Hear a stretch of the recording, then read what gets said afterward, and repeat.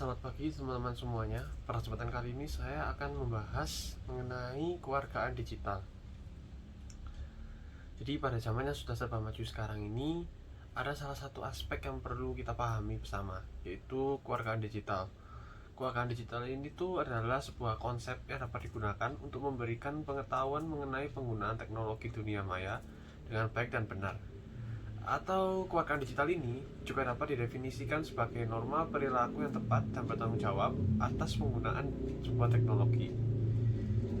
Jadi kewargaan digital ini tuh mengatur tentang segala hal yang kita lakukan di dunia digital atau di dunia maya.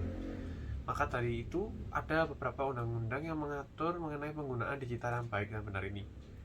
Yang pertama itu ada Undang-Undang ITE tahun 2008 dan 2016 pada pasal 4.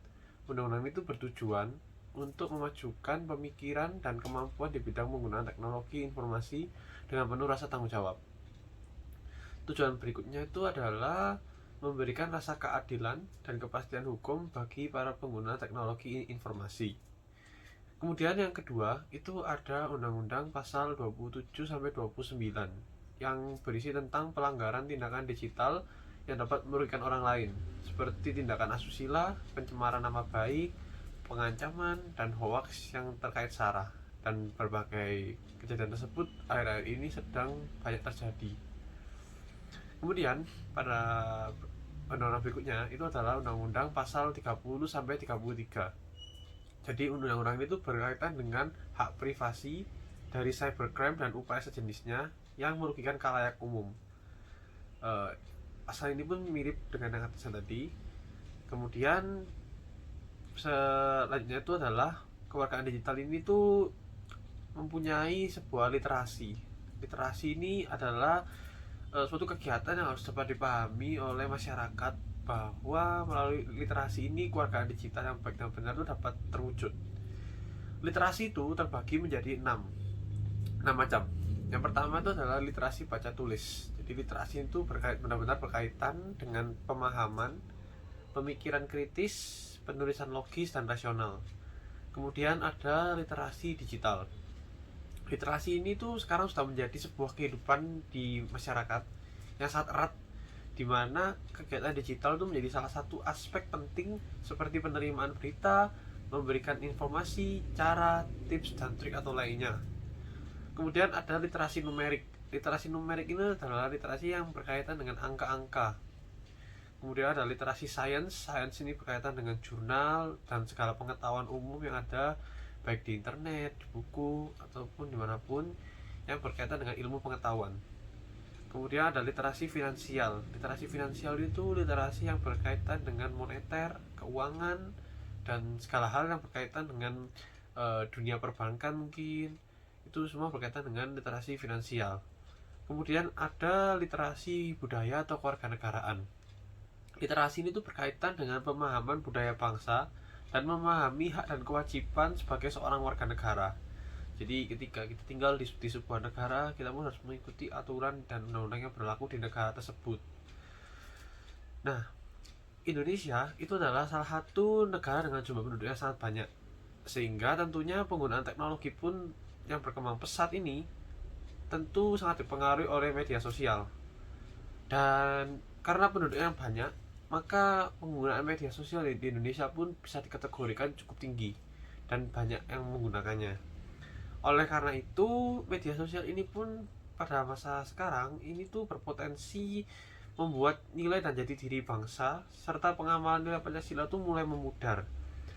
Hal ini tuh terbukti dari adanya survei rakyat digital atau netizen di Indonesia yang dikenal dengan ketidaksopanannya di era digital ini.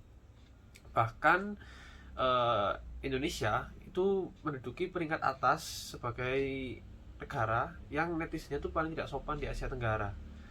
Dan predikat ini tentu bukan sebuah hal yang bisa kita banggakan, karena predikat ini tuh mencerminkan bahwa nilai kebangsaan dari bangsa Indonesia ini tidak seharusnya terjadi. Dan ini tuh mencerminkan bahwa sudah mulai memudar nilai-nilai baik yang telah diwariskan dari zaman dulu. Oleh karena itu kita perlu melakukan beberapa tindakan untuk mencegah dan memperbaiki hal-hal yang tidak baik di dalam dunia digital ini, terlebih untuk netizen-netizen di Indonesia ini. Yang pertama, menghindari intimidasi, pelecehan, hujatan, dan segala hal yang buruk di media digital. Sebaiknya jika Anda ingin berpendapat atau ingin memberikan pendapat kepada orang lain, baik berupa kritik maupun saran, itu sebaiknya disampaikan dengan santun dan terarah, serta mengikuti peraturan yang berlaku. Kemudian yang kedua, itu menerima berita yang benar. Jangan pernah menyerang terlebih dahulu terhadap sesuatu organisasi, golongan, atau orang apabila berita atau informasi yang kita dapat itu belum dapat dipastikan kebenarannya, atau mungkin hanya berfokus pada salah satu sumber, dimana sekarang pembodohan ataupun segala hal yang bersifat kebohongan itu sedang marak terjadi. Jadi kita harus bisa memilah mana berita yang benar, mana berita yang salah. Kita tuh harus berpikir terlebih dahulu sebelum akan bertindak. Kemudian jangan pernah mengikuti berita hoax atau terlebih mempercayai berita-berita hoax dan yang belum terpercaya ataupun terupdate. Apalagi pada zaman sekarang ini tuh banyak orang yang cenderung mengikuti FOMO. Jadi mereka tuh takut akan kehilangan berita-berita terupdate atau tidak mengikuti perkembangan berita-berita terupdate, padahal berita yang mereka ketahui tersebut itu belum tentu terjamin kebenarannya. Masih harus divalidasi lagi dari segala sumber, bukti, dan kejadiannya apakah kejadian tersebut memang benar-benar telah terjadi. Oleh karena itu ada baiknya kita menghindari FOMO untuk mencegah hal-hal yang tidak baik di dunia digital ini. Kemudian yang keempat, itu kita harus menghindari toxic relation. Jadi toxic relation ini seperti relasi yang bersifat kurang baik.